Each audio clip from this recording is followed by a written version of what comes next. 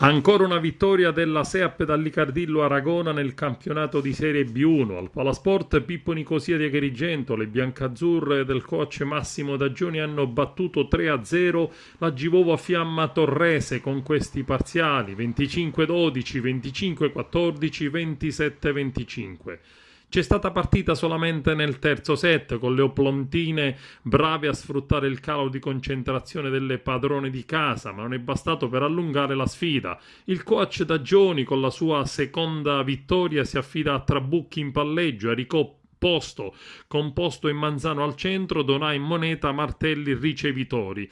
Nel ruolo di libero gioca anche Parisi. La SEAP dall'Icardillo Aragona mostra subito carattere e determinazione contro le oplontine che faticano ad entrare in partita. La squadra del patrono di Giacomo gioca una buona pallavolo, il muro della SEAP dall'Icardillo funziona benissimo con Trabucchi che sotto rete giostra benissimo il gioco, mandando sistematicamente a punti tutte le compagne. Anche la Falcucci, subentrata alla centrale composto, mette la propria firma sulla vittoria. Nel primo e secondo set la SEAP dall'Icardillo Aragona continua a giocare ad altissimi livelli e a rimanere concentratissima. Il terzo set le ragazze avvertono un leggero crollo a vantaggio della Fiamma Torrese che recupera e centra numerose palle, ma alla fine la determinazione e la concentrazione delle ragazze con le indicazioni tecniche del coach Dagioni le consentono di vincere ancora e battere per 3-0 e vincere la partita. Domenica prossima 1 marzo alle 15 la SEAP dall'Icardillo giocherà in trasferta contro l'Altino Chieti, una delle squadre più forti del campionato. Per tante cose siamo work in progress, insomma, siamo da una settimana qua, però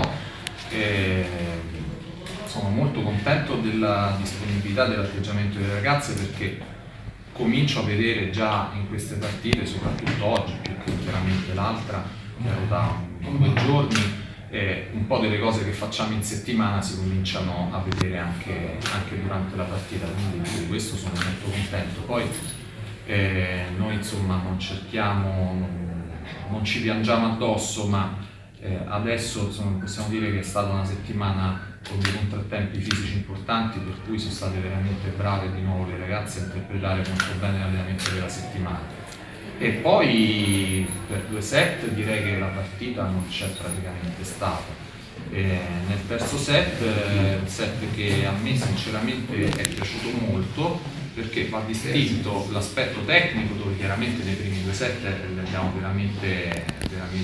consentito proprio di giocare. Nel terzo set mi prendo per molto buono l'aspetto caratteriale di riuscire comunque a vincere un set dove magari dal punto di vista tecnico siamo stati un po' meno brillanti noi, un po' più brillanti gli avversari, che comunque giocano anche loro e sono un'ottima squadra. Si è giocato punto a punto, prima avanti loro, poi avanti noi, poi di nuovo avanti loro, poi delle palle molto pesanti a vantaggio. Credo che una squadra che si voglia definire una squadra forte è quella che è in grado di superare le difficoltà. Se vinci a 12 e non hai mai difficoltà, non la vedi la squadra. Quindi io sono molto contento dei primi 2 set per l'interpretazione tecnica, ancora più contento del terzo per l'aspetto caratteriale.